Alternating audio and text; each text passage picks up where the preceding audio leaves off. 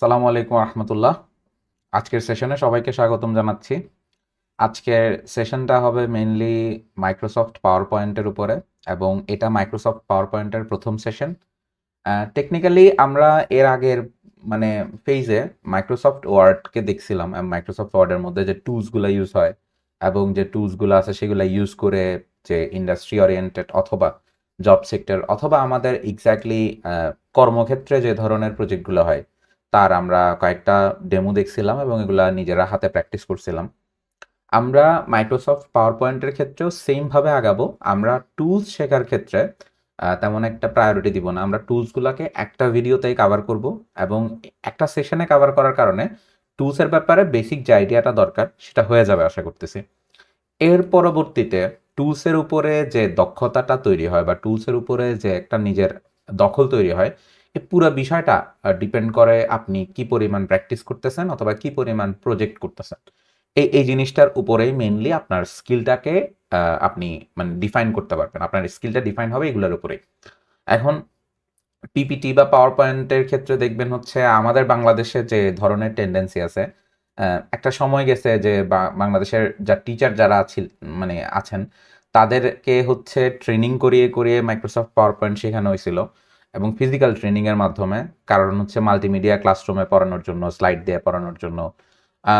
But দুঃখজনক হলো সত্যি যে আমি এখন পর্যন্ত স্কুল, কলেজ এবং বিশ্ববিদ্যালয়ে চলে আসছি এবং বিশ্ববিদ্যালয়ে প্রায় সেকেন্ড ইয়ার পর্যন্ত চলে আসছি। এখন এর মধ্যে একাডেমিক লাইফের মধ্যে আমি এখনো এমন কোনো পাওয়ার পয়েন্ট বা পিপিটি ফাইল দেখি নাই যেটা দেখে আমার একটু হইলেও অবাক লাগে যে দারুণ প্রেজেন্টেশন বা দারুণ পাওয়ার পয়েন্টের ডিজাইন। এটা আমার কখনো মনে হয় নাই। এটা হয়তো আমার জন্য দুঃখজনক যে আসলে এটা কখনো এ ধরনের হয় নাই বা এ ধরনের আমি কোনো অভিজ্ঞতার সামনে পড়ি নাই যে একেবারেই খুশি হয়ে যাব দেখার পর। সো আমি মোটামুটি লেভেলের জিনিসপত্র যেগুলা দেখলাম যে মাইক্রোসফট পাওয়ার পয়েন্টে আমি অন্তত অনেক বেশি কাজ করছি। আমার যে পার্সোনাল এক্সপেরিয়েন্স, ওয়ার্ড, এক্সেলে আমি কাজ করছি অনেকভাবে, শিটে কাজ করছি অনেকভাবে, অনেক কিছু করছি। বাট মাইক্রোসফট পাওয়ার পয়েন্টের ব্যাপারে আমার যে ধারণা সেটা একটু আগে বলি। মাইক্রোসফট পাওয়ার পয়েন্টের মধ্যে আপনি কি কি করতে পারবেন এক্স্যাক্টলি, এমনিতে ইন্ডাস্ট্রিতে অনেক ধরনের কাজ হয় সেটা বলতেছি, বাট মাইক্রোসফট পাওয়ার পয়েন্টে আপনি কি কি করবেন এই জিনিসগুলোর একটা বেসিক আইডিয়া আমি আপনাকে দেই। ধরেন প্রাথমিকভাবে পাওয়ার পয়েন্টে কি করা হয়, মাইক্রোসফট পাওয়ার পয়েন্ট ইউজ করা হয় প্রেজেন্টেশনের জন্য।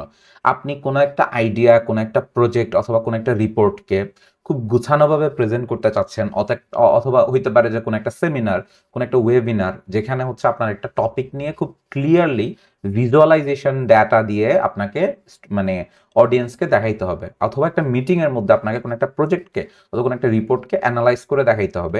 এই ক্ষেত্রে সবচাইতে বেশি পাওয়ার পয়েন্ট ইউজ হয় এবং পাওয়ার পয়েন্টের সবচাইতে বেশি পরিমাণ কনজিউমার লেভেল বা সবচেয়ে বেশি পরিমাণ ইউজ হয় সেটা হচ্ছে কর্পোরেট লেভেলে, এবং কর্পোরেটের পরবর্তীতে এই পাওয়ার পয়েন্ট ইউজ হয় এডুকেশন সেক্টরে, যদি ধাপ চিন্তা করি। এবং এই যে পাওয়ার পয়েন্টের বেসিক যে প্রেজেন্টেশন আইডিয়া বা প্রেজেন্টেশনের যে স্ট্রাকচার, এটার বাইরেও এটাকে আপনি বিভিন্নভাবে ব্যবহার করতে পারবেন। একটা হচ্ছে পাওয়ার পয়েন্ট ইউজ করে গ্রাফিক ডিজাইন করা যায়। এখন এই গ্রাফিক ডিজাইনের বিষয়টা আমাদের ইন্ডাস্ট্রিতে চলমান বা আমাদের বর্তমানে চলমান যে টুলগুলো আছে তার মধ্যে সবচেয়ে হেভি ওয়েট টুলটা হচ্ছে মূলত অ্যাডোবি ফটোশপ, এবং সবচেয়ে বেশি ব্যবহৃত টুলটা হচ্ছে ক্যানভা। তো এই ক্যানভা আর অ্যাডোবি ফটোশপের মধ্যে একটা ডিফারেন্স অবশ্যই আছে, একটা গ্যাপ আছে তাদের মধ্যে কার্যক্রমের।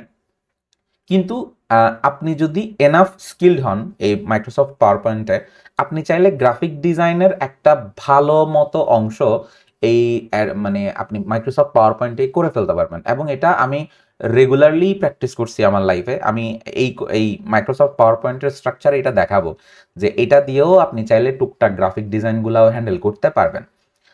এরপরে আরও একটা কাজ আছে, সেটা হচ্ছে ছোটোখাটো অ্যানিমেশনের ভিডিও বানানো যায়। মানে মাইক্রোসফট পাওয়ার পয়েন্টে আপনার একই সাথে আপনি যেমনটা প্রেজেন্টেশন দিতে পারেন, তেমনি আপনি হচ্ছে এখানে গ্রাফিক ডিজাইনের কিছু কাজকর্ম করতে পারবেন। ঠিক এই লেভেলেরই মোটামুটি মিড রেঞ্জের বা লোয়ার মিড রেঞ্জের আপনি ছোটোখাটো অ্যানিমেটেড ভিডিও বানাইতে পারবেন। কিন্তু এটা আপনার একটা ছোট ভিডিও বানাইতে অনেক বেশি এফোর্ট দেওয়া লাগে, বাট বানানো যায়।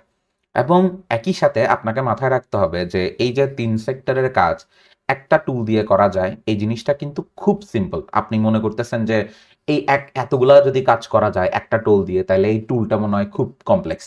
কিন্তু সত্যি কথা বলতে এই টুলটা কমপ্লেক্স একদমই না, এটা সহজ টুল। এবং আমার পার্সোনালি মনে হয়েছে যে মাইক্রোসফট ওয়ার্ডের চাইতে মাইক্রোসফট পাওয়ার পয়েন্টের ফ্রিডম বেশি। আপনি যা ইচ্ছা করতে পারবেন, এখানে বাউন্ডারি নাই, মানে আপনাকে মানে আটকায় দেওয়া হবে না কোনো নিয়মের বেড়াজালের মধ্যে। সো এই জিনিসগুলা মাথায় রেখেই আমরা শিখব। এবং আমার চেষ্টা থাকবে এই ভিডিওতে মাইক্রোসফট পাওয়ার পয়েন্টের ইন্ডাস্ট্রির ব্যাপারটা একটু বোঝানো এবং বেসিক টুলসগুলো একসাথে বুঝায় দেওয়া।